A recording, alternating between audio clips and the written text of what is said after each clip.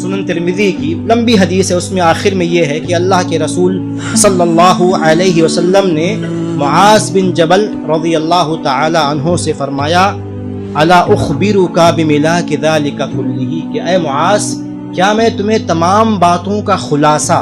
اس لیے کہ اس حدیث میں اس سے پہلے بہت ساری نیکی کی باتیں ہیں، آپ نے کہا کہ کیا میں تم کو تمام باتوں کا نچوڑ، تمام باتوں کا خلاصہ نہ بتا دوں؟ قلت بلا یا نبی اللہ، معاذ رضی اللہ تعالی عنہ نے کہا کہ اللہ کے رسول آپ مجھے ضرور بتائیں۔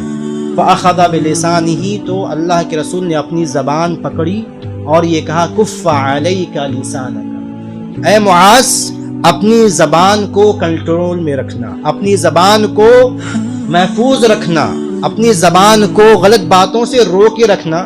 میں نے کہا یا نبی اللہ، اے اللہ کے نبی، وَإِنَّا لَمُؤَاخَذُونَ بِمَا نَتَكَلَّمُ بِهِ، کیا جو باتیں ہم بولتے ہیں اس پر بھی ہماری گرفت ہوگی، اس پر بھی ہماری پکڑ ہوگی؟ اب جو آگے نبی کا جواب ہے وہ ہمارے لیے،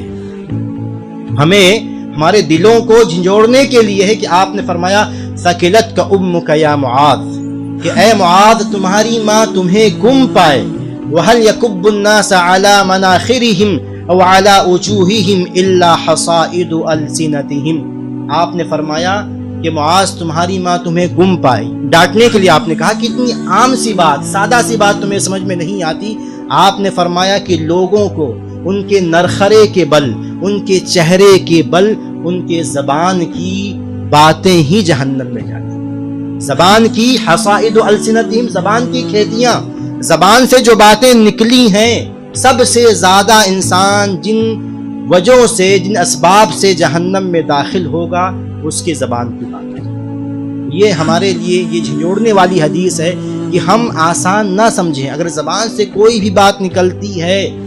اگر آگے حدیثیں آئیں گی انشاءاللہ کہ ہمیں کون سی بات نکالنی ہے، کون سی بات نہیں نکالنی ہے، لیکن اکثر ہمارے میں سے ایسے ہوں گے جو جہنم میں اپنے چہروں کے بل جائیں گے اپنے زبان کی وجہ سے، اپنی باتوں کی وجہ سے، اپنی غیبت کی وجہ سے، اپنی چغلخوری کی وجہ سے، اپنے جھوٹ کی وجہ سے، اپنی عیاری کی وجہ سے، اپنی مکاری کی وجہ سے۔